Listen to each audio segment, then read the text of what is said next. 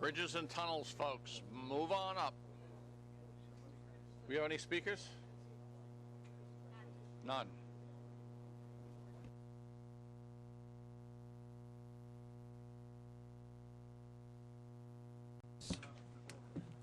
Thank you, Commissioner. Okay, since we're trying to keep our overtime costs down,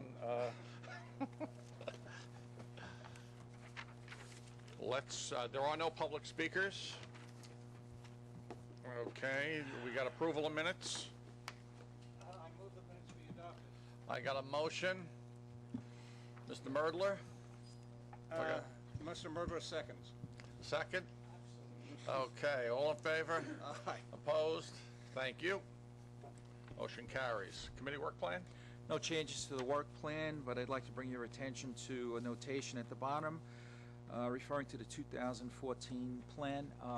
As you know, we'll be moving towards monthly meetings in 14, and I am sure that we will have a plan notated in the November or December book.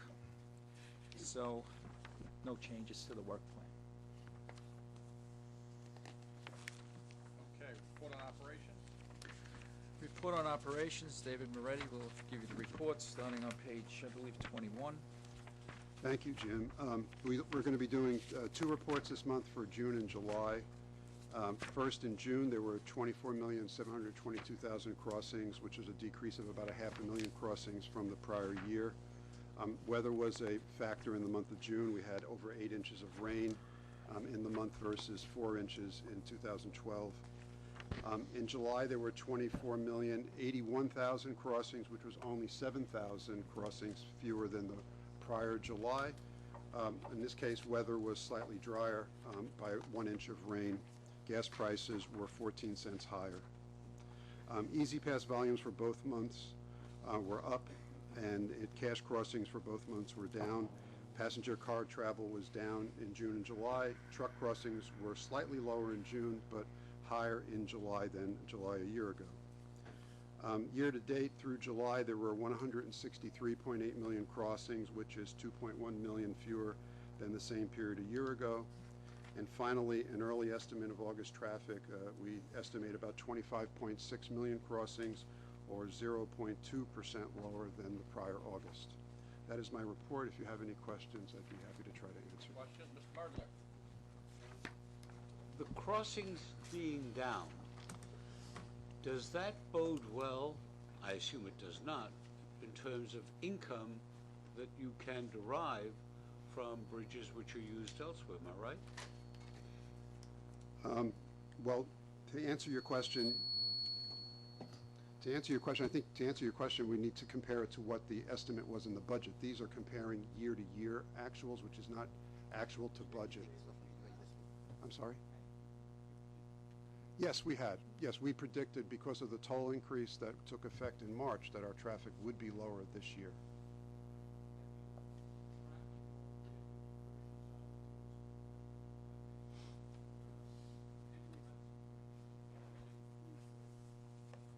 The Henry Hudson Bridge, there's a free bridge down on Broadway.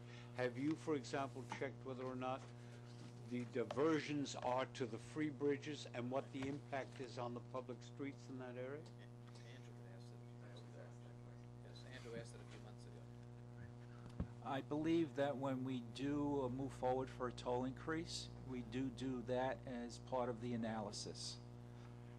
But as far as a systematic tracking of the movement of traffic over free bridges, no, we don't do that. Jim, would it be a great job to just take a couple of bridges and just track it for us? And I'll tell you why. At some point in the not too distant future, I suspect that we're going to hear requests concerning whether or not those bridges will become part of MTA or vice versa, if you listen to one candidate for mayor. And my concern is that I'd like to know what the impact is of the diversions to the to the non-tolling bridges.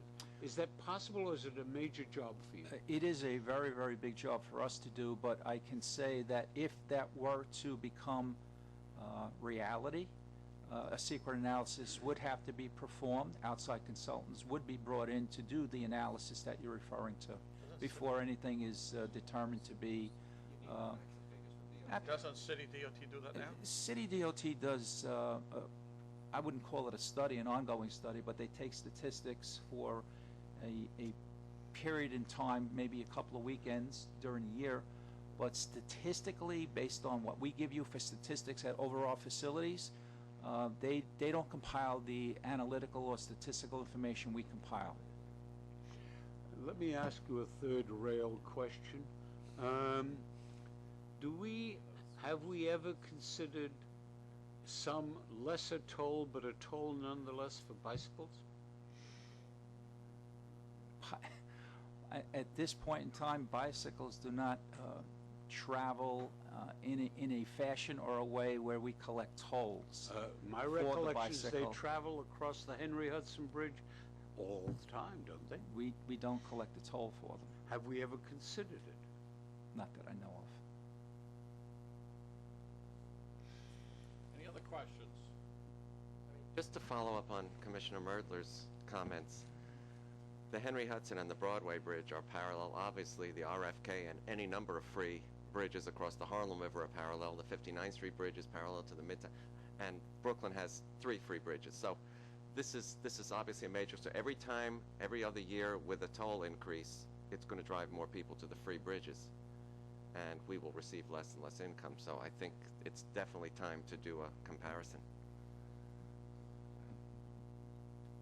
Okay.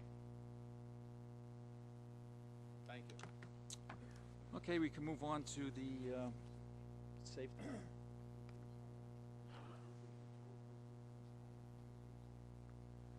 I know.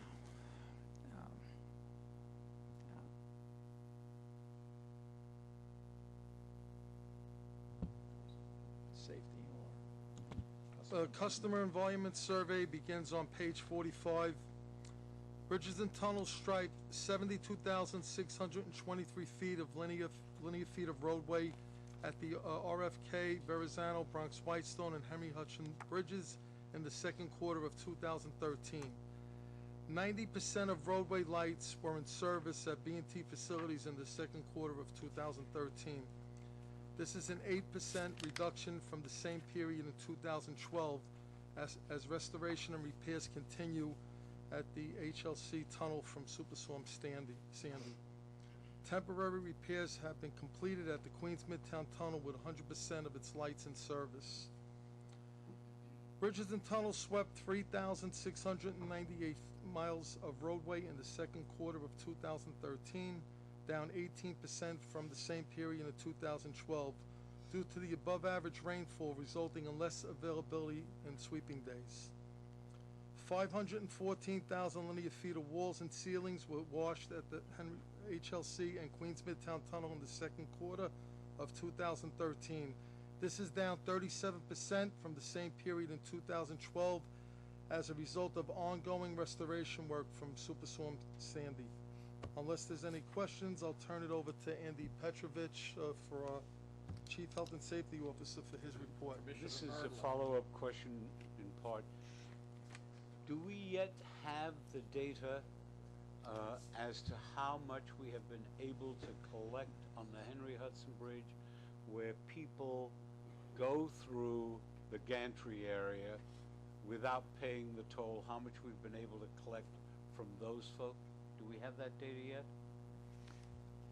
As we speak, the data is coming in and being looked at.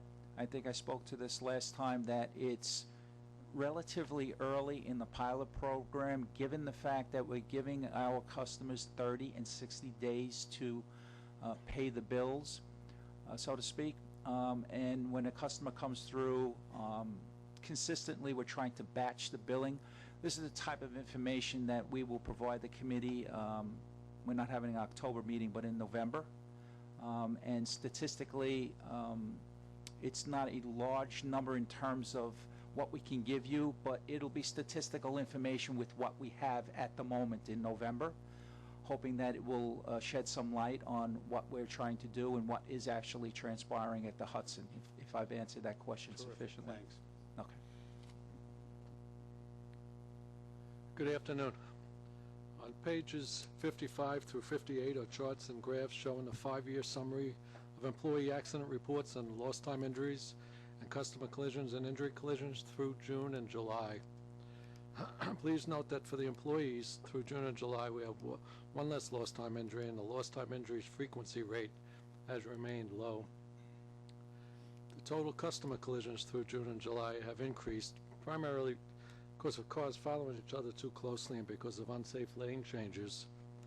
The injury rate per million vehicles through both months has increased slightly. Unless there are any questions, that concludes my report. We now know that it's because of unsafe lane changes, but what are we doing about it? There We- was some, If I may, Andy, Commissioner, basically, we review the information and statistical information off the accident reports, and the Vice President of Operations and Chief Operating Officer of the agency directs the law enforcement activities accordingly. Jim can respond to that. Commissioner, based on the information that we take off the accident reports, we have a committee that looks at that each quarter, and we deploy the law enforcement activities based on that information. So, for instance, if there's a large amount of accidents at one facility due to following too closely or unsafe lane changes, we'll have our people respond to that or respond with radar enforcement at that facility.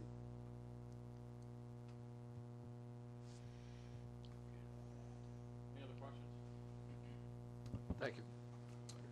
We'll move to page 59, the report on Easy Pass performance. Don? Okay, we have the June and July reports in this committee book.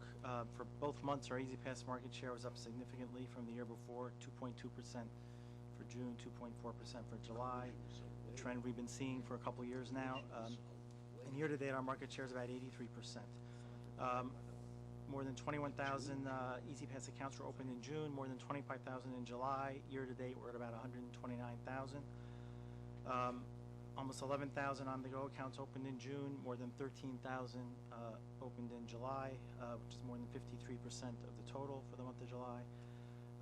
And the in-lane tag sales continue to be a good story. We're up to more than 227,000 tags sold in the lane since the program began.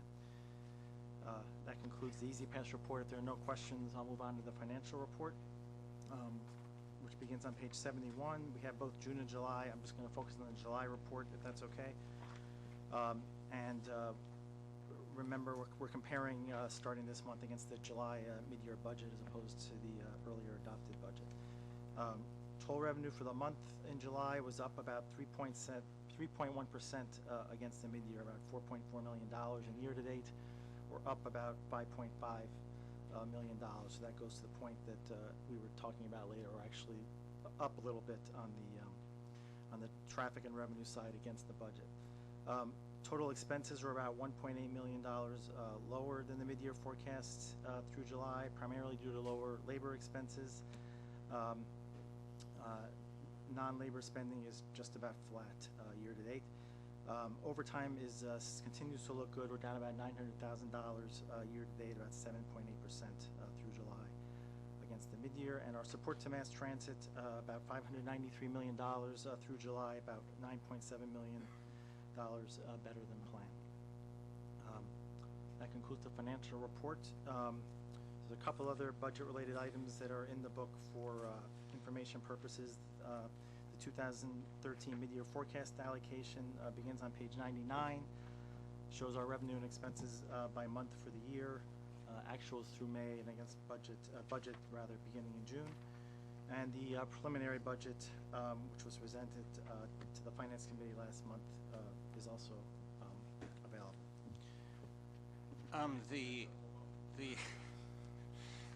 The overtime decline that you have recorded over this time last year is the only operating agency in the MTA that has reported a decline. Congratulations to you, but be careful. You guys are liable to be put in charge of operations of every other agency in the MTA if you keep this up, but it was very well done. We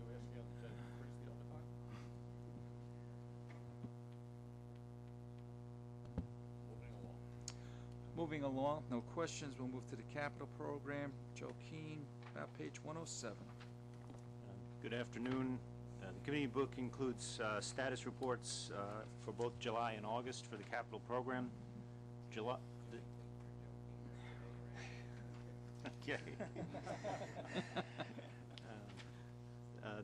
The July report can be found on page 107, the August report on page 119 of the committee book. I will address both reports in my remarks. In July and August, E&T made 11 commitments with a cumulative value of $18.7 million. Year-to-date, we have made 77 commitments with a total value of $68.6 million. This compares to a planned year-to-date of 72 commitments with a total value of $185.7 million. The variance in planned versus actual dollar commitments is largely attributable to our decision to reprogram the planned award of Project VN80C, which is bus and HOV ramp improvements at the Verrazano Bridge, from May to October. This reprogramming allows for better coordination with another Verrazano project for miscellaneous repairs and painting work on the Bell Parkway ramps, and the potential realization of efficiency savings by combining the work of these two projects. Major commitments made in July and August included the award of main cable lighting and monitoring construction project on the Bronx-Whitestone Bridge, and design project for Anchorage dehumidification at the anchorages of the Throgs Neck Bridge. During July, construction for structural repairs on the upper level of the Henry Hudson Bridge reached substantial completion. This was achieved 2 months earlier than the planned September completion date. Another structural repair project at the Henry Hudson Bridge, steel repair project, is on target for a year-end completion. Overall, we are on target to achieve our 2013 completion goal of completing projects with a cumulative value of $51.4 million. Year-to-date, we have had 36 task closeouts with a total value of $113 million. There are a number of forecasted changes to remaining 2013 commitment dates that are reflected on the bottom of both pages 107 and 119. However, overall, we remain on target to achieve most of our planned commitments for the year. Unless there are any questions, that concludes my report.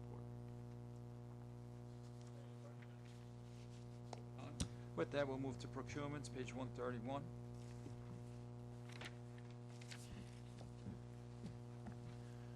There are 13 B&T procurement actions, in all totaling approximately $140.1 million. There is one non-competitive procurement for no-cost extension of time for civil service test validation services unique to bridge and tunnel occupational titles. There are 12 competitive procurements. 3 are for the use of the proposal process rather than a sealed bid process, 2 of which involve design-build projects. The first one, for the replacement relocation of electrical equipment from the north abutment at the Marine Parkway, Gil Hodges Memorial Bridge. The second is for the replacement relocation of mechanical and electrical equipment in the service building and south abutment of the Cross Bay Veterans Memorial Bridge. The third request, using the competitive proposal process for Superstorm Sandy restoration and capital construction projects at the Queens Midtown Tunnel and UL Cary Tunnel. There are no funds committed at this time for these 3 procurements. The rest of the competitive procurements are as follows. One is for the public work contract, awarded to 10 separate contractors for miscellaneous construction services as needed for an aggregate not to exceed amount of $80 million. 5 are awards for new personal service contracts. First one is for miscellaneous design and inspection services as needed, awarded to a pool of 14 separate consultants. 1 is for scoping services for toll plaza layouts at various authority facilities. 1 is for design and construction support services for various structural repairs and the removal of the tuned mass damper and inspection of main cable panels at the Bronx-Whitestone Bridge. 1 is for scoping development, environmental assessments, and permit acquisitions involving fender protection at the Bronx-Whitestone and Throgs Neck Bridges. 1 is for inspection services for substructure and underwater work at the Marine Parkway Gil Hodges Memorial Bridge. These 5 procurements total approximately $50.3 million. There is one procurement for a new miscellaneous service contract for the removal, disposal, and transportation of hazardous or industrial waste at various facilities as needed. This procurement totals approximately $110,000. The remaining 2 procurements are for amendments to existing personal service contracts. One for the additional services and modifying existing designs for the work associated with the northbound Harlem River Drive ramp at the RFK Bridge. And the other is for additional inspection services for painting and miscellaneous steel repairs at the Verrazano Narrows Bridge. These 2 amendments total approximately $9.7 million. All of these procurements are detailed in the enclosed staff summaries. Thank you. Numbers 1 and 2 are not Sandy related, right? Correct. Joe could, the design builds at the Marine Park and Cross Bay? Yes, they are Sandy related, yes. 3 and later spells it out, but those 2 don't. So you get Sandy funds for these, or? Yes, we're in the process of working with the federal agencies, and we have secured some reimbursement for a portion of both of these projects. I move the procurements be adopted. I need to, thanks, I just need to abstain from number 5 and 7, please.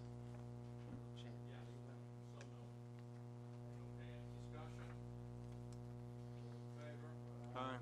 Opposed? Motion carries. And on page 161, there's information for your review and comment on the diversity program in the agency.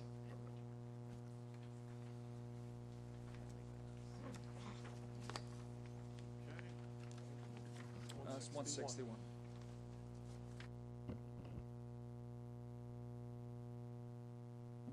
If there are no comments, that ends our report.